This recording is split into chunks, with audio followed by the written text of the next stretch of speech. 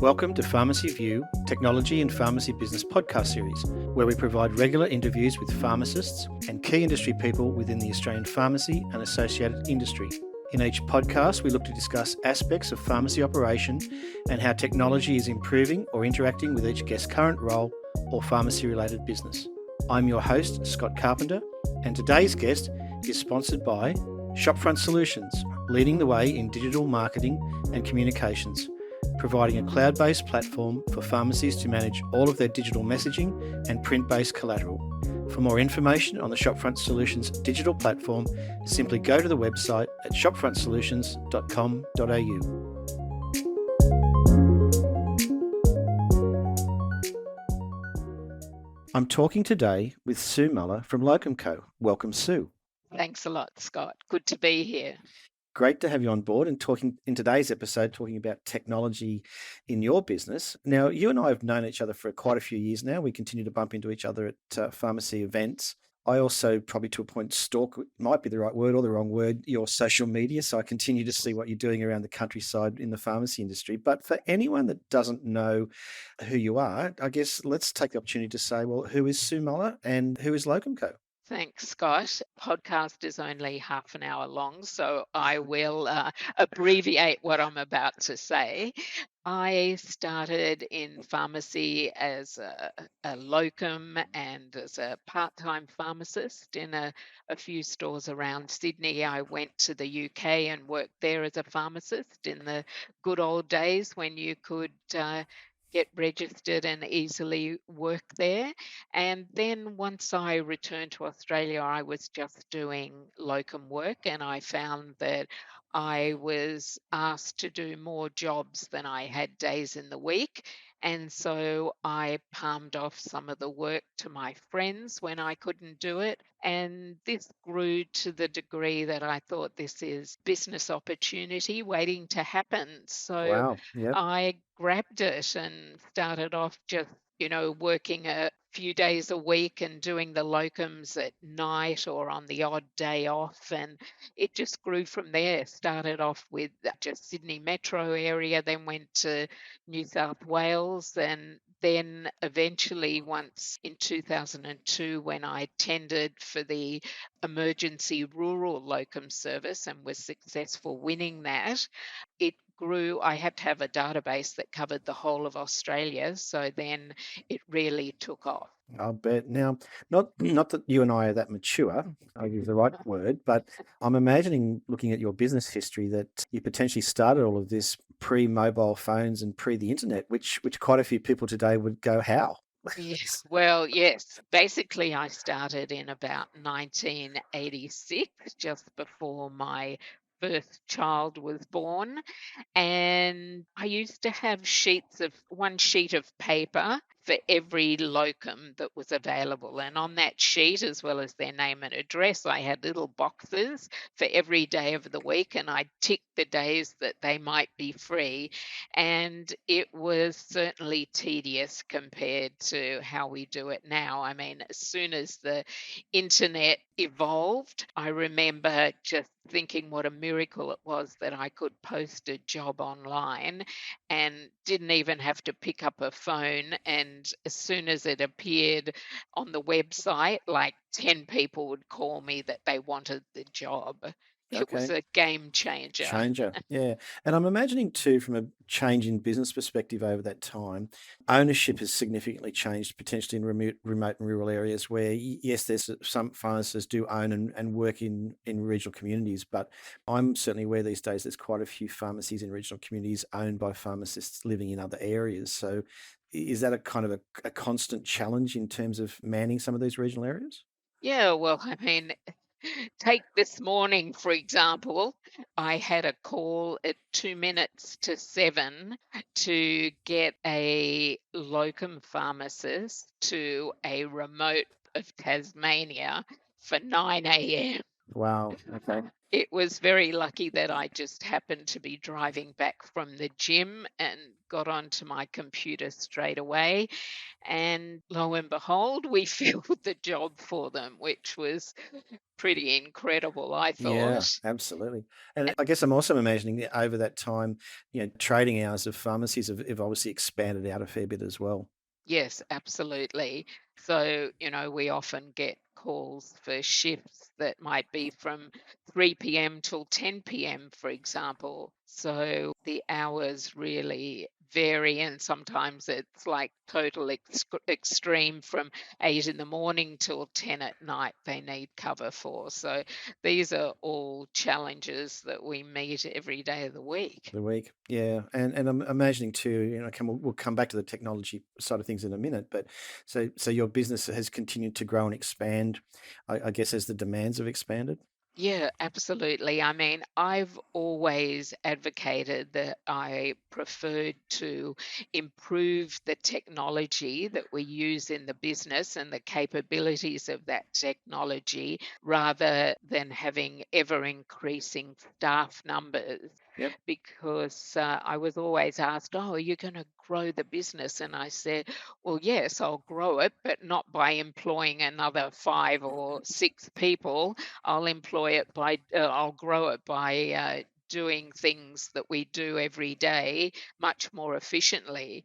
And so, yeah, we've managed to do that. Maybe we've had one or two new extra staff members, but generally, we're tweaking the technology all the time. Time from that perspective, and I guess as that technology transformation occurred over your business timeline.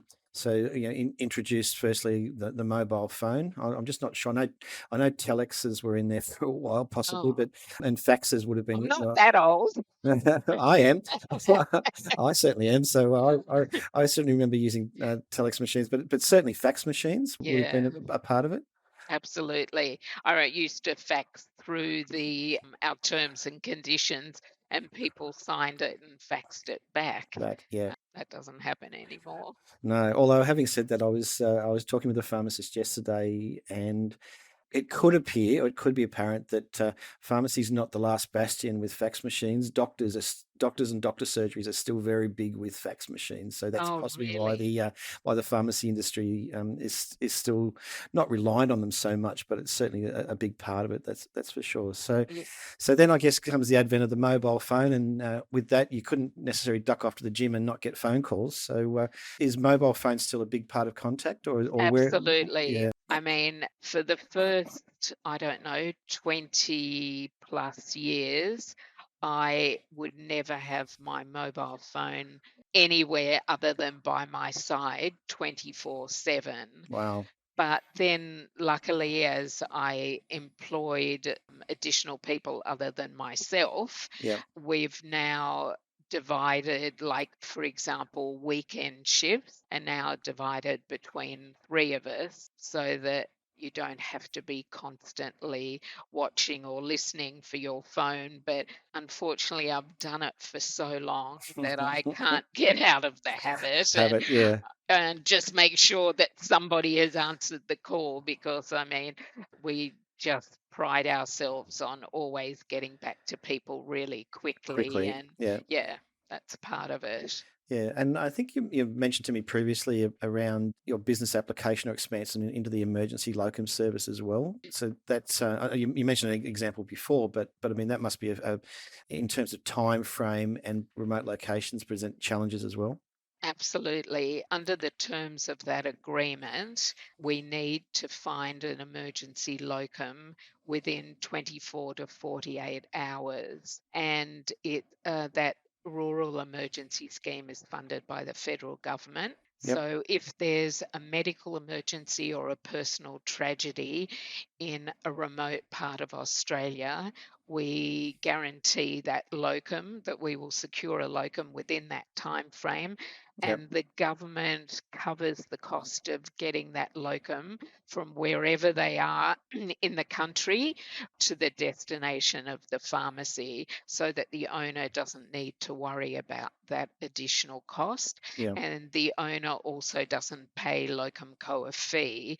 The only thing they need to agree to is to pay the locum higher rate than the average, and to provide them with accommodation if that's required. Quite. Yeah, so look, certainly I was up on the mid-north coast a week or two ago, just after the New South Wales floods, and chatting with a pharmacist up there that I know, and they certainly mentioned that the emergency service came in very valuable there in terms of isolation of a couple of pharmacies, and also getting pharmacists into particular areas so that they could continue to support the local community. So I would imagine that, again, all in a day's work for you today, but certainly presenting some challenging opportunities around Australia. Yeah, absolutely. I mean, I don't know whether it was the same pharmacy, but we sent a locum who was concerned that he wouldn't be able to get through all the flooded areas. Yes, And he ended up stopping at a garage, and the owner came, must have been in his four-wheel four-wheel drive, drive. picked him Yep, up and took him yep. to the shop. Yes, we are talking about the same farm. So and I've Small world. small world, and I've been in that four-wheel drive as well. So, but yeah, no, Uh, that's great. So again, from a time frame point of view, we would now, I guess, be heading into the world of websites, very early days. So yes. that would have been the next evolution for you. Talk to us about where that's at. Okay, well, our website integrates with our database. And so as soon as we post a job into our database, it appears on the website. We have the ability to email to individuals in states, or else to the whole, or to our entire database. We can send everybody a same email, which we do once a week with Yep. our email bulletin. It goes to the whole of Australia. Yep. Or if we have particular emergencies, we can, if we know that obviously we want to get somebody initially from the state in which the emergency is, especially like during COVID when there were issues with border crossing. Yeah. We can send an email to one particular state only to Okay. try and get a candidate from that state to help us out. From within that database. That Yeah, certainly makes sense from that perspective. And I guess that's then rolls nicely into your app that you've now got. absolutely. We've had that app for many years, I think. Yeah, it would be well over 5 years, I think it was, Okay. certainly in the very early stages. And this app enables us to be able to send a push notification to a particular geographical area. So, say, for example, we get an emergency in Dubbo. The app has the ability to only send a notification initially to people, say, within 300 kilometres of Dubbo, if we want Okay. to get somebody there as quickly as possible. If 300 kilometres doesn't cut it, Yep. then we increase the area until we find somebody to go there. But the important thing is locums need to download the app. They need to allow the location rules, and Yep. they need to allow push notifications, so that when those emergency job comes in, Yep. then it comes up on their phone like an SMS message. All right. So as per standard app, and I guess what I've been thinking as you've been mentioning that, I was talking to a pharmacist this week and trying to catch up here in Melbourne, and they mentioned to me that, I can't catch up that particular day. I'm actually going over to help another pharmacy friend of mine in another suburb, and I know this pharmacist that I talked to actually runs their own business, so they're obviously giving up their day off to help another pharmacist. Is that something that applies with your business? Like, where do your locums come from? And again, talking about the different scenarios. Yeah, they come from everywhere, but certainly with a lot of the rural locums, there are pharmacists that say, look, or owners that say, I've got a lot of pharmacists on my staff. Yep. If somebody is really stuck, I'd like to give something back to the profession, and I'd like Wow. to make myself available. Yep. So please call me. I mightn't always be able to help, but if I can, I will. And that's also the thing with a lot of semi retired pharmacists. They're the ones, especially ones who've owned pharmacies in rural areas, they'll put up their hands first to help another pharmacy in a rural area because they can really appreciate how difficult it can be. Yeah. Okay. And so then, from a scenario point of view, and not breaching any confidentiality, has there been any kind of really tricky scenarios that you've had to kind of deal with or solve? Every single day of the week, I Okay. have tricky Scenarios. scenarios. Yeah. Okay. Yeah, sometimes people, really think they think I'm a magician who can pull Yeah. a rabbit out of a hat because what they expect me to do is Yeah. just incredible. Yeah. Or a pharmacist out of thin air. Yes, Yeah. exactly. That's Okay. exactly right. Because they leave it till the last minute and they think it's going to be easy. And the situation at the moment is probably the worst I've seen Okay.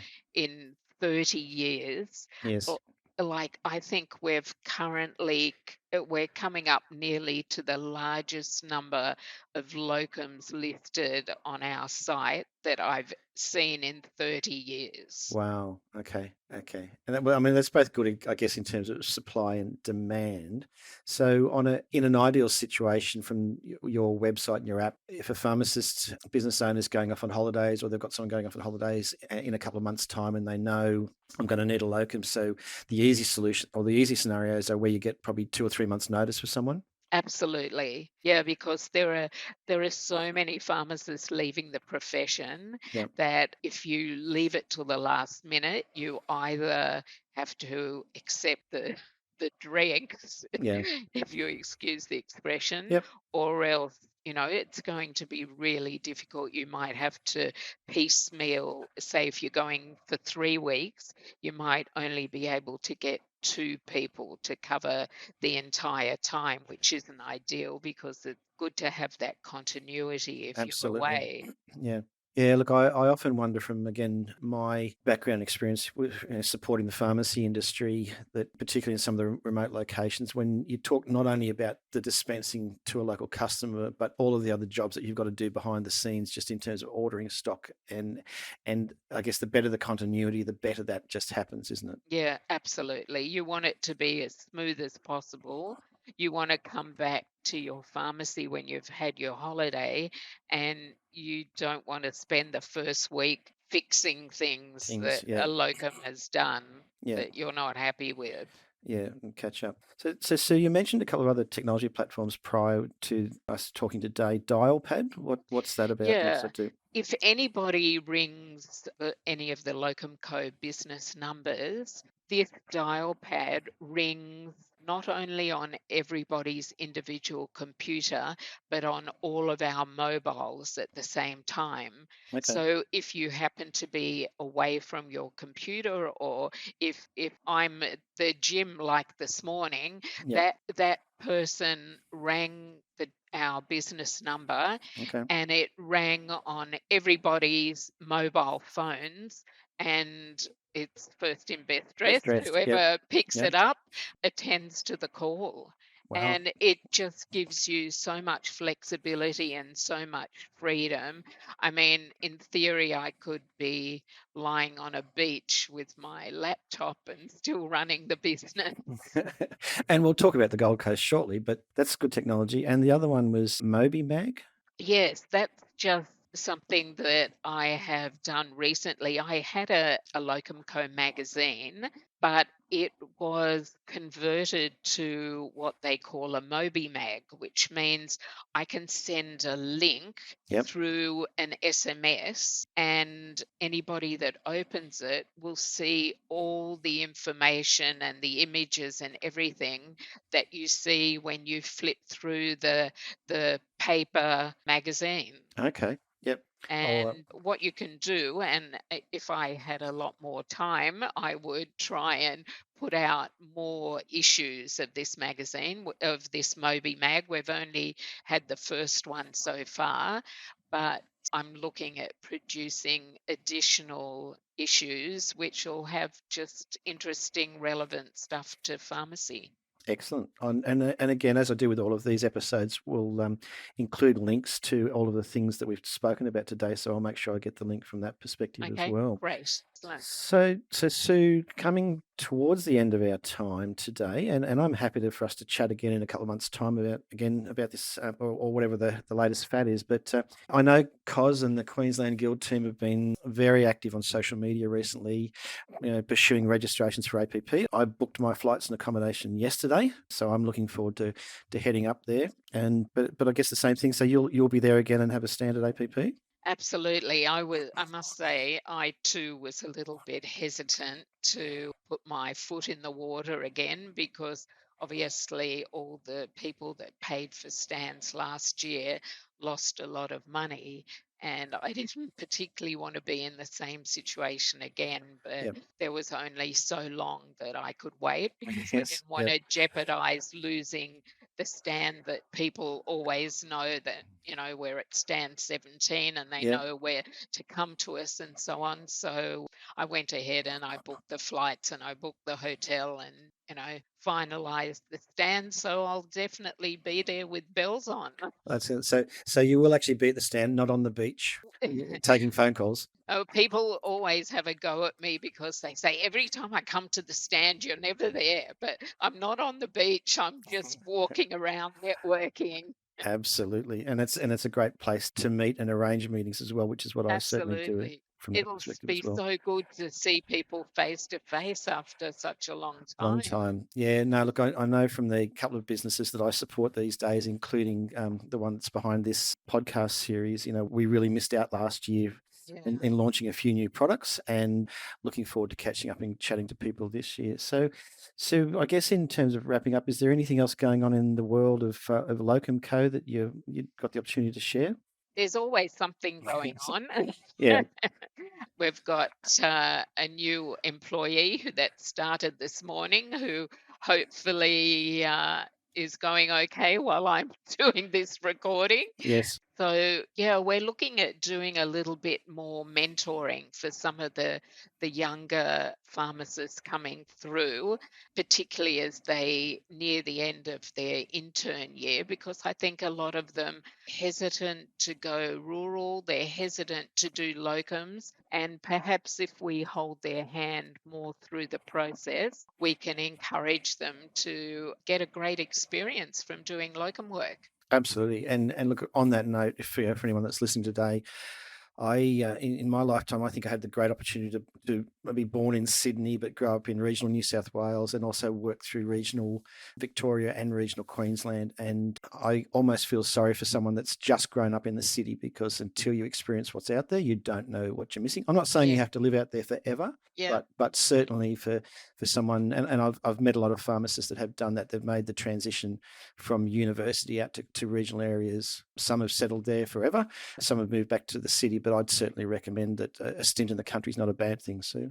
Absolutely. And also doing locum work in different areas, in rural areas in particular, make you so much of a better pharmacist. Yeah, exposure to different people and different standards and different scenarios. Yeah, So, exactly. No, look, that's great. Sue, look, it's been great to chat with you today. We will continue to bump into each other, I've no doubt. And No doubt. look forward to maybe having a chat again in a couple of months' time as to post APP and what's going on in the world of LocumCo. Excellent. Thanks a lot, Scott. Thanks for for the having chat. me. No, my pleasure. Bye. Thank you for listening today. Pharmacy View is a technology-focused podcast provided by Melbourne-based business Arian Technologies and Shopfront Solutions. Over the podcast series, our guests include pharmacists, retail managers, wholesalers, suppliers, and industry technology partners. If you would like further information on our podcast series or to participate in one of our episodes, feel free to send me a message or touch base through the Pharmacy View website, pharmacyview.com.au.